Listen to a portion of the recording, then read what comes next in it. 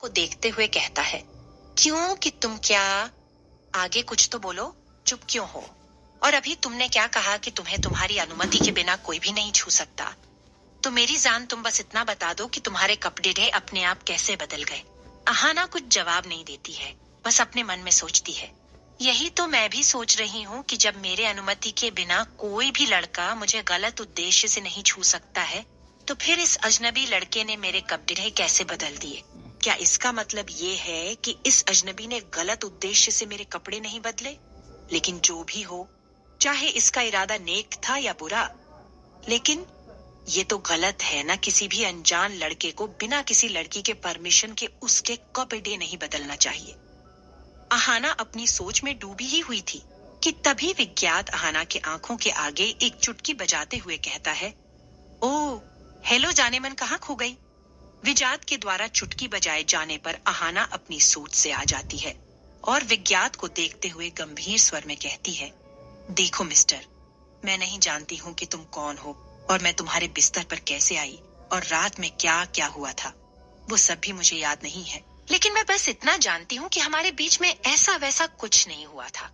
इतना कहकर अहाना दरवाजे की तरफ जाती है और दरवाजे को खोलकर कमरे से बाहर चली जाती है।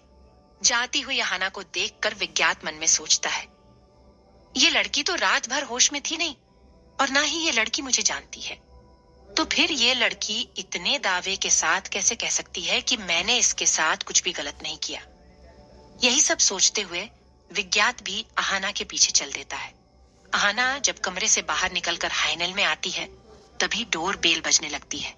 अहाना बाहर दरवाजे को खोलने के लिए ही जा रही थी। अहाना दरवाजे के पास पहुंचते से ही एक झटके में ही दरवाजे को खोल देती है।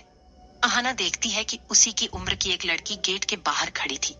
वो लड़की अहाना को देखते से ही मुस्कुराते हुए उससे कहती है, तुम्हें होश आ गया, लेकिन तुमने दरवाजा क्यों खोला?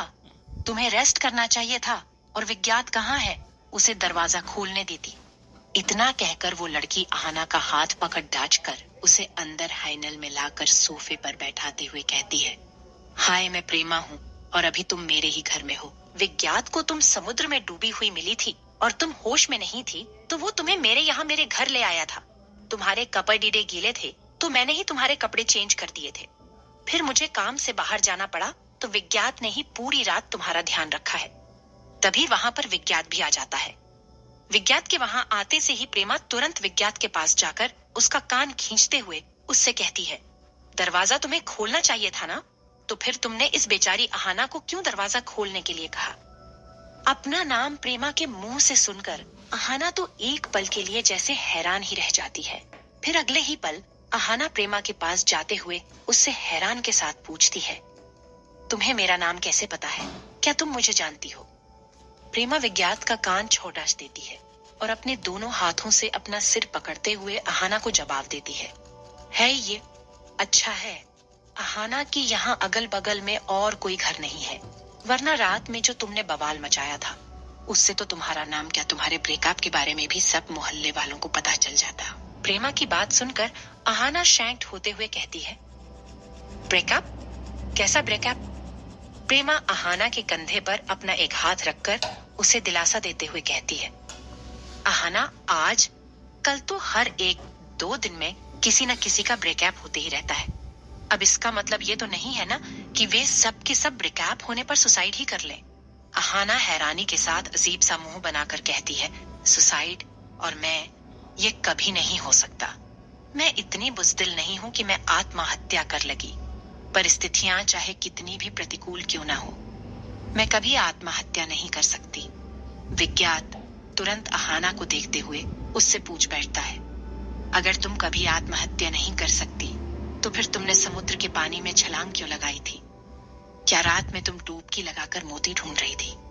विज्ञात की बात सुनकर अहाना चिढ़ जाती है और वो बिना सोचे समझे ही बोल पड़ती है, नहीं, मैं तो बस अपने घर जा। इतना कहकर अहाना चुप हो जाती है, लेकिन विज्ञात तुरंत बोल पड़ता है, क्या कहा तुमने कि तुम अपने घर जा रही थी? मतलब पानी में तैरकर? तुम्हारे दिमाग तो ठीक है ना? कहीं पानी में डूबने की वजह से तुम्हारे दिमाग के अंदर पानी तो नहीं घुस गया है? अहाना कुछ कहती नहीं है, बस मन में सोचने लगती है, उफ, ये मैं कहाँ फंस गई हूँ। मुझे बिना सोचे समझे कुछ नहीं कहना चाहिए। वरना इन लोगों को मुझ पर शक हो जाएगा। और मुझे समझ ही नहीं आ रहा है कि इन दोनों से मैं क्या बात करूं। मैं बस इतना जानती हूँ कि मुझे यहाँ पर और देरी नहीं करनी चाहिए और मुझे कैसे भी और कुछ भी करके यहाँ से जल्द चले जाना चाहिए।